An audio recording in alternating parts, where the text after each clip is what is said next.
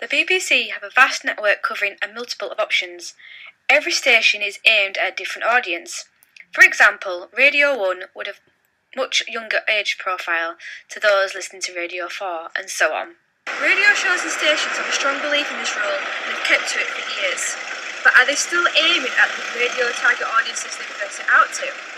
I took the time out to talk about this with Nigel Schofield, a college tutor and former disc jockey. It varies from station to station. Some stations have got a very clear idea of who they set out to achieve, and they got that audience, and therefore they build on it. Like the Gold stations, for example, knew their target audience and kind of matured with it. And you get a station like Classic FM that was vague about its target audience, but then modified what it did and what it responded to by its results. You get a station like Radio 1, which got a clear idea who it wants to attract, but in my opinion, that isn't a radio audience anymore. I've got to say, certain radio stations do hit the targets, like Capital are very good at getting the young listeners, especially in London, but I think Radio 1 did lose the meaning what Radio 1 is for younger listeners, and wanted to keep...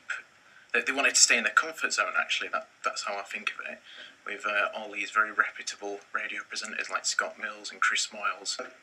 To me, if a radio station's got a winning formula, you might need to adapt your expectations of who's listening to you and why, rather than saying we're attracting the wrong people, and try and change who you appeal to, because success is attracting an audience. Will the head of these radio stations and shows change to suit the audience, or they continue to stick by the rules?